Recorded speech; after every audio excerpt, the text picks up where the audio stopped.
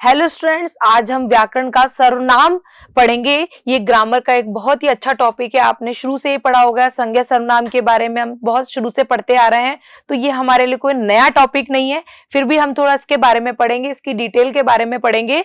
तो सर्वनाम आप जानते हैं, वह, तुम, यह, जो हमें संज्ञा के स्थान पे उपयोग किए जाते हैं उन्हें हम सर्वनाम कहते हैं। इसके प्रकारों के बारे में पढ़ेंगे। तो स्टार्ट करते हैं।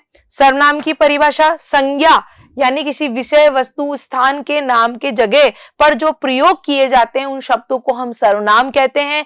सर्वनाम के हमारे 6 प्रकार हैं। वो है पुरुषवाचक सर्वनाम, निश्चयवाचक, अनिश्चयवाचक, प्रश्नवाचक, संबंधवाचक और निजवाचक। तो हमें 6 प्रकार याद रखने की जरूरत है। ठीक है, स्टार्ट करते हैं। सबसे पहला हम पुरुषवाचक, जिसमें हम इंग्लिश में पढ़ते हैं first person, second person, third person. तो वही हमारे पुरुषवाचक में होता है प्रथम पुरुष, मध्यम पुरुष, उत्तम पुरुष।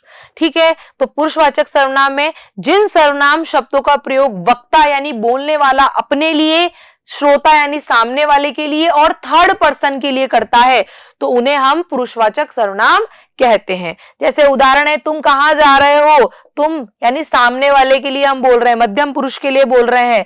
वह यानी थर्ड पर्सन, वह कल विद्यालय जाएगा। अगर नाम होगा मोहन, तो मोहन की जगह हम वह यूज करेंगे। इस तरह से संज्ञा के स्थान पे जो प्रयोग हो रहे हैं उन्हें हम सर्वनाम कहते हैं। ठीक है, किसी भी वार्तालाप में वक्ता यानी बोलने वाला, श्रोता यानी सुनने वाला के अतिरिक्त अन्य जिसके बारे में चर्चा, बातचीत की जा रही है, वह सम्मिलित होता है। इसलिए पुरुषवाचक सर्वनाम के 3 प्रकार होते हैं। उत्तम पुरुष, मैं, आई और वी, जिसमें हम बोलते हैं फर्स्ट पर्सन, आई और वी। ठीक है, उसे हम हिंदी में बोलते हैं उत्तम पुरुष। ठीक है, बोलने वाला, लिखने वाला जब अपने लिए जिन सर्वनाम शब्दों का प्रयोग करता है, अपने लिए बोलने वाला वक्ता, तो उसे हम बोलते हैं उत्तम पुरुष। ठीक है, जिसमें मैं, हम, हमारा, ये सब आता है।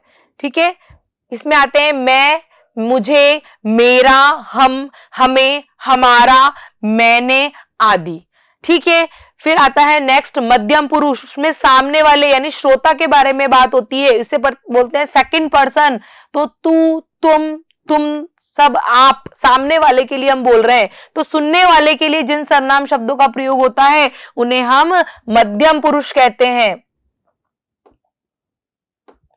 उन्हें हम मध्यम पुरुष कहते हैं। तू, तूने, मुझे, तुम्हारे, तुमने, आपने, ये शब्द सब इन शब्दों का प्रयोग होता है। नेक्स्ट है हमारा मध्यम पुरुषवाचक सर्वनाम के कारकीय रूप, यानी हम थोड़े से इनमें चेंजेस ला देते हैं। तुम, तुम्हारे, आपसे, आपको, तो इस तरह से ये शब्द बन जाते हैं। तुमको, तुम्हारे, तुमसे, तुम पर, तुमको, तुझ पर, तुझे, ये शब्द, तुम्हें। ठीक है, नेक्स्ट है हमारा अन्य पुरुष, वह, वे, ये, दिस, दैट, जिसे हम बोलते हैं। श्रोता या वक्ता के अतिरिक्त अन्य व्यक्ति के बारे में जब बातचीत होती है और सर्वनाम शब्दों का प्रयोग होता है तो उन्हें हम अन्य पुरुषवाचक सर्वनाम कहते हैं। तो उसमें हम उदाहरण देखेंगे, यह, वे, ये सब, उन्हें, इन्हें, उनका, उसका, अन्य पुरुष में आ जाएगा। अब अन्य पुरुषवाचक सर्वनाम के कार्य के रूप, जैसे यह के लिए आता है इसके, इसे, इसके लिए, इसको। वह के लिए आता है उसे, उसके लिए, थर्ड पर्सन के बारे में बात हो रही है। ये में आएगा इन्हें, इसको, इसके लिए, और वे के लिए आएगा उन, उन्हें, उनको। ठीक है, तो इस तरह से इनके कार्य के रूप यानी रूप चलते हैं। यह, वह, ये, वे, इन सर्वनाम का प्रयोग निश्चयवाचक सर्वनाम की तरह भी किया जाता है। स्टार्ट करते हैं। नेक्स्ट है हमारा निश्चयवाचक सर्वनाम। जो सर्वनाम किसी निश्चित वस्तु या व्यक्ति, स्थान की ओर अंकित करते हैं, जिसे हमें डेफिनेट बोलते हैं, तो निश्चयवाचक सर्वनाम या संकेतवाचक भी बोलते हैं हम इसको। ठीक है, जैसे ये मेरी पुस्तक है, तो ये डेफिनेटली हो गया कि ये मेरी पुस्तक है। दिस, दैट, जिसे हम बोलते हैं वो, इसे, इसको। तो इसमें निश्चित पुस्तक, घर के बारे में बात हो रही है। ये मेरी पुस्तक है, ये मेरा घर है, इस डिब्बे में क्या है, तो निश्चित के बारे में बात हो रही है। ठीक है, तो यहाँ पे निश्चितवाचक सर्वनाम होगा। नेक्स्ट है अनिश्चित। तो अनिश्चित में हम पता नहीं लगा सकते किसके बारे में बात हो रही है, कोई, कुछ, किसी, किन्हीं, मतलब हम डेफिनेट नहीं है उसके लिए, ठीक है। तो जो सर्वनाम शब्द किसी अनिश्चित वस्तु, व्यक्ति, स्थान के लिए प्रयोग होता है उन्हें अनिश्चितवाचक कहते हैं। जैसे दरवाजे पर कोई आया, कोई का पता नहीं कौन आया है, तो ये अनिश्चित हो गया। अभी किसी ने मुझे फोन किया, मुझे आवाज दी, चाय में कुछ गिर गया है, किन्हीं दो छात्रों को बुलाओ, तो हम डेफिनेट नहीं है कि यही बच्चा है, यही सब कुछ है, ठीक है। तो उपयुक्त वाक्य में कोई, किसी, कुछ, किन्हीं, कहीं अनिश्चित सर्वनाम है, तो इनमें इसका प्रयोग होता है। नेक्स्ट है हमारा प्रश्नवाचक। तो इंट्रोगेटिव आप जानते हैं, ये क्वेश्चंस के लिए जो प्रयोग होता है, क्या, कौन, किधर, कैसे, क्यों, ठीक है। तो जिन सर्वनाम शब्दों के द्वारा हम किसी वस्तु, व्यक्ति अथवा स्थान के बारे में प्रश्न करते हैं उन्हें हम प्रश्नवाचक या इंट्रोगेटिव सर्वनाम बोलते हैं। केवल ये वही प्रश्नवाचक शब्द सर्वनाम होते हैं जिनका उत्तर संज्ञा या सर्वनाम में मिलता है। यानी तुम वहां जा रहे हो, ठीक है, तो ये हमारा क्वेश्चन वाला शब्द नहीं है, तुम वहां जा रहे हो, ठीक है। तो इस तरह से जिनका हमें उत्तर मिले वहां संज्ञा सर्वनाम की जगह उनका आंसर आए तो वो होता है प्रश्नवाचक। जैसे इस पुस्तक का नाम क्या है, तो महाभारत। इस पुस्तक के लेखक कौन है, वेद व्यास। यह पुस्तक कहाँ छपी है, दिल्ली। इस पुस्तक को आप कहाँ ले जा रहे हैं, घर। इस पुस्तक को आप किसे भेंट करेंगे, मित्र को। तो हमें हमारे क्वेश्चंस के आंसर संज्ञा या सर्वनाम से मिल रहे हैं, ठीक है। फिर नेक्स्ट है हमारा संबंध। जो, सो, जैसा, वैसा, जिसने, उसने, ये थोड़े योजक में होते हैं। जिन सर्वनाम शब्दों का संबंध किसी वस्तु, व्यक्ति, स्थान से ज्ञात हो संबंधवाचक बोलते हैं। जैसे जिसकी लाठी उसकी भैंस, जिसने शीशा तोड़ा उसे जुर्माना मिलेगा। यानी हमारे दो शब्दों से जुड़ करके वाक्य बनता है, ठीक है। जैसा, वैसा, जिसने, उसने, जिसकी लाठी, जो, सो। फिर नेक्स्ट है हमारा लास्ट निजवाचक। अपने लिए, निज यानी अपना, अपने लिए जो शब्द यूज होते हैं, स्वयं, खुद, आप, अपने आप। तो जिन सर्वनाम शब्दों का प्रयोग करता यानी बोलने वाला, करने वाला निज के लिए, अपने लिए यूज करता है उसे निजवाचक बोलते हैं।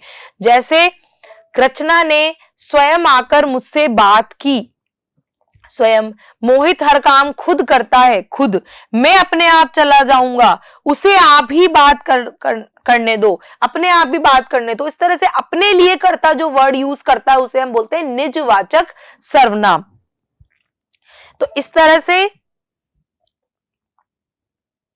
हमारे कुछ क्वेश्चन आंसर्स हैं, तो थोड़ा सा देख लेते हैं, आपको इससे आइडिया लग जाएगा। निम्नलिखित वाक्यों में सर्वनाम शब्दों के द्वारा वाक्यों की पूर्ति कीजिए। छात्र हूं, मैं छात्र हूं। तुम्हारा भाई है, वह तुम्हारा भाई है।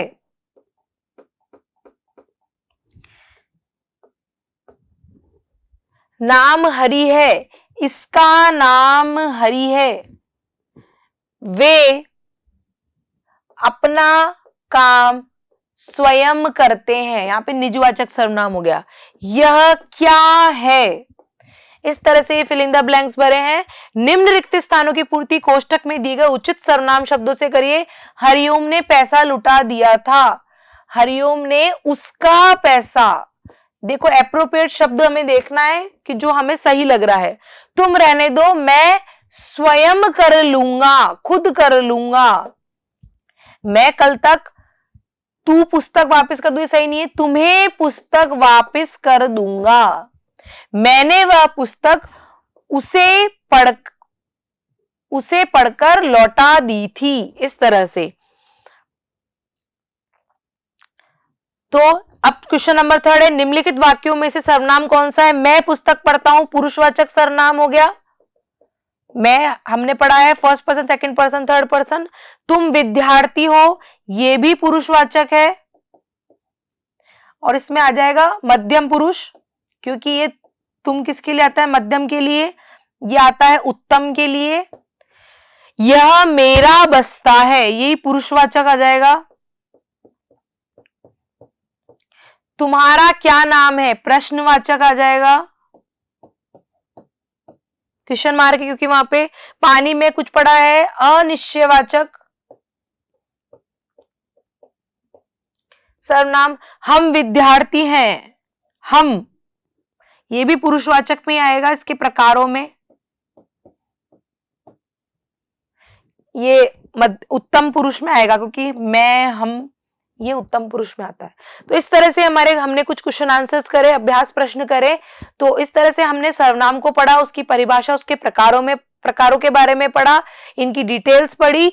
तो आशा करती हूँ आपको समझ में आया होगा। Thank you so much.